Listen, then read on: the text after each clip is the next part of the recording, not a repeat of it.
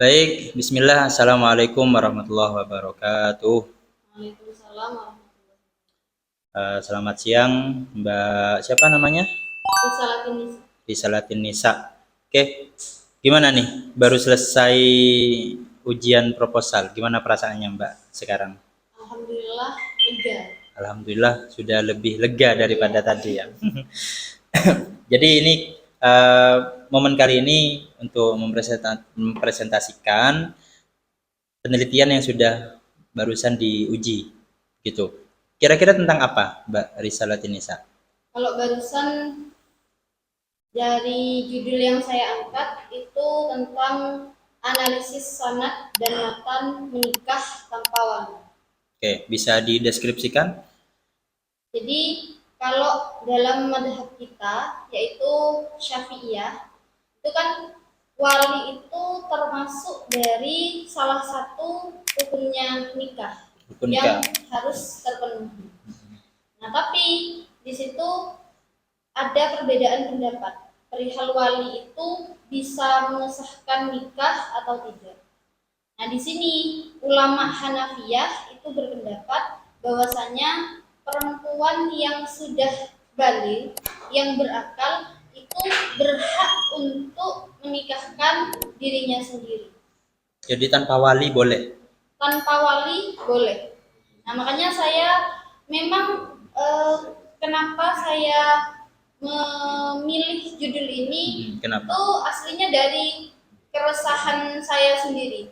Karena kalau menurut Ba'du Syafi'iyah yaitu Ya. Imam Daud Ad-Dohiri itu kan memang boleh Ya, nikah tanpa wali. tanpa wali. Tapi kan kalau menurut jumhur itu Jumhur. kan tidak diperbolehkan. Tapi ulama Hanafiyah itu secara gamblang memperbolehkan menikah tanpa wali. Nah, saya itu penasaran kira-kira apa yang dijadikan Landasan. dalil ya istidlalnya Imam Hanafi itu dari mana kok bisa menikah tanpa adanya wali itu langsung diperbolehkan gitu. Secara jumhurnya ya. Ya. Jumhurnya Hambali ya? Hanafi. Oh, Hanafi. Ya, Oke. Hanafi. Nah, kemudian akhirnya saya cari-cari di pokoknya saya research. Nah, di jurnal itu kebanyakan yang diangkat itu adalah hadis yang pertama dijadikan acuan itu yang la nikaha illa biwaliyin. Nah, kemudian yang dijadikan landasan Imam Hanafi itu kebanyakan hadis itu. Al-ayyimu. Diterjemah dulu, Mbak. La nikaha illa. Oh, la nikaha illa biwaliyin wasyahidaini biasanya lengkapnya. Itu tidaklah sah pernikahan tanpa adanya wali dan dua saksi. Itu yang mayoritas jumhur ya, orang ya, tahu biasanya ya. dijadikan landasan. Landasan, ya. Nah, kemudian kalau di Hanafiyah sendiri itu ada hadis al-ayyimu ahakku binafsiha min waliyiha. Itu hadis juga? Itu hadis. Hadis juga. Nah, itu menjelaskan bahwasanya janda itu lebih berhak atas dirinya sendiri daripada walinya. Tapi kalau diteliti lagi, itu bukan kok menikah tanpa wali, namun dia berhak menentukan pilihannya sendiri. Untuk menjadi suami, ya, seperti itu. Seperti itu. Nah, makanya saya cari kalau seperti ini kayaknya belum menemukan ya. Belum pas gitu. Belum pas, kurang okay. Pas gitu. Akhirnya saya cari dalil yang bisa memperkuat istidlalnya Imam Hanafiyah ini. Nah, kemudian saya menemukan dalam hadis yang seharusnya itu hadis mauquf. Bisa saya bacakan? Ya, silakan. Jadi balagona an Ali bin Abi Thalib radhiyallahu anhu anna imra'atan zawwajat ibnataha biridoha. Nah, kemudian faja'a auliya'uha fakhosomuha kemudian fa'ajaza an-nikaha. Jadi ini diriwayatkan dari Sayyidina Ali. Ada perempuan yang mana perempuan ini menikahkan anak perempuannya, namun dengan ridho dari anak perempuannya tersebut. Nah, kemudian walinya si perempuan ini itu laporlah ke Sayyidina Ali. Ya. Ternyata Sayyidina Ali itu memperbolehkan atau mengesahkan nikahnya tersebut. Padahal ibunya ya, kurang lebih ibunya kan. Ya. Perempuan yang menikahkan, bukan wali laki-laki kan. Ya. Nah, kemudian di situ ternyata ada penjelasannya dalam kitab Al-Mabsut itu Ya. yang dijadikan tendensi oleh ulama Hanafiyah yang mengatakan bahwasanya menikah itu boleh tanpa wali. Namun syaratnya itu ketat gitu.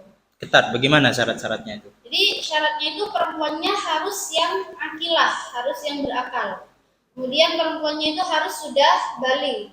Sudah balik. Oke. Kemudian harus laki-lakinya itu sekufu atau sepadan dengan perempuan tersebut. Kemudian ada maharnya, paling enggak maharnya mahar misil. Misil. Ya, jadi meskipun ulama Hanafiyah itu memperbolehkan nikah tanpa wali, namun di samping itu kesejahteraan si perempuan kalau yang saya lihat sepertinya juga dipertimbangkan karena kan di situ ada persyaratan laki-lakinya harus sekufu. Betul. Kemudian harus tetap ada mahar dan maharnya ya paling enggak mahar misil di situ. Ya. Seperti itu. Jadi tidak sembarangan kan gitu. Iya, tetap ada syarat yang Ada harus syarat-syarat. dipenuhi meskipun sah menikah tanpa wali. Oke. Kalau lihat di fenomena hari ini kan kita sulit ya untuk mengaplikasikan dari Imam Iya. Hanafi begitu Ya ya. memang ya karena kan memang daerah itu kenapa kok ikut mazhab Syafi'i sepertinya itu yang paling cocok gitu. Paling cocok. Iya. Namun kan kalau misalkan ada pendapat yang memperbolehkan, ya kenapa kita tidak tampilkan gitu. Ya, Toh mau Betul. diambil atau tidak, paling tidak kan kita tahu kalau misalkan di lintas mazhab ada pendapat seperti itu.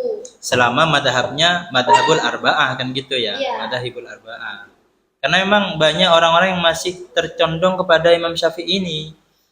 Itu Ya, gimana kira-kira Mbak dengan penelitian ini ya bisa memberikan edukasi kepada yang lain juga seperti itu. Gimana ini? Ini cukup menantang soalnya. masih bukan levelnya kalau mau memberikan apa ya edukasi gitu, tapi Ya.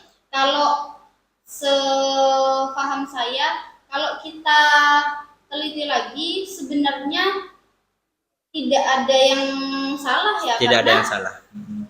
seperti halnya tadi Imam Hanafi itu boleh menikah tanpa adanya wali, tidak sembarangan langsung memperbolehkan dengan ijtihad dan sebagainya, tapi itu didasarkan pada hadis yang di situ disandarkan pada Sayyidina Ali gitu. Dan kan seperti yang sudah kita tahu bersama ya, kalau misalkan sahabat semuanya itu sikoh, semuanya itu adil, nggak ada yang nggak adil kalau sahabat. Jadi kan gimana kita tidak mau percaya gitu. Apalagi Sayyidina Ali ya. Iya, itu bukan saya mendukung ya udah nikah boleh tanpa wali, bukan, tapi ini cuman memunculkan ke publik bahwasanya pendapatnya Imam Hanafiyah ini juga kuat, istidlalnya itu juga kuat gitu.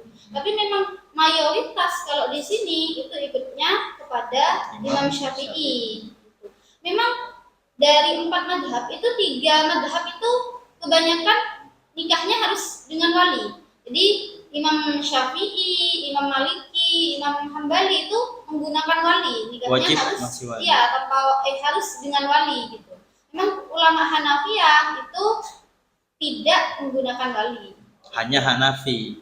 Ya, Tapi ini masih tetap kuat gitu. Kan memang ya mungkin Iya. ada nanti yang terjadi perdebatan seperti itu di keluarganya, ya bisa saja ikut Bisa. ini gitu dengan syarat laki-lakinya Syarat-syaratnya sudah kufu, betul terpenuhi gitu kan. ya. Daripada nanti dinikahkan sama orang yang tidak kafah, Tidak jelas, ya. betul. Maharnya tidak jelas begitu kan. Ya, Kehidupannya ini juga tidak jelas. mungkin termasuk dari itu. Hmm. Ikhtilaful a'immah rahmah. Jadi kan Rahmah. kita bisa mengamalkan perbedaan-perbedaan ulama tadi. Ya. Selama kita tahu ilmunya Ya. gitu. Tidak sembarangan juga kan. Kadang ada orang boleh kemudian langsung ngerjakan padahal tidak tahu secara detail Ya, bagaimana tidak tahu keilmuannya, dalilnya. betul. Syarat-syaratnya juga mungkin masih tidak terlalu diperhatikan dan ini memang sangat perlu kalau kita menggunakan beberapa imam yang lain. Yang 4 itu harus tahu juga detailnya bagaimana syarat-syaratnya yang Ya, sekiranya hanya tidak mengamalkan, betul. ya judulnya menikah tanpa wali. Hanya itu aja gitu kan. Perhatikan Betul.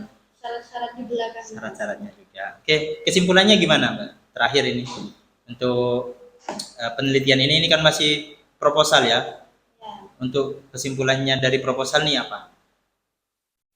Mungkin proposal ya seperti yang saya tadi sudah katakan, Ya. jadi bermula dari kegelisahan awalnya. Jadi di sini nanti karena masih proposal, jadi akan dilanjutkan ke penelitian selanjutnya. Ya. Jadi mungkin akan memperdalam dari hadis tadi, kemudian nanti dicari hadis-hadis pendukung dari Hanafiyah. Oke. Saya kira itu, terima kasih Mbak Risalatin Nisa atas waktunya dan semoga bisa memberikan manfaat kepada yang lain. Saya tutup akhiran. Assalamualaikum warahmatullahi wabarakatuh. Waalaikumsalam.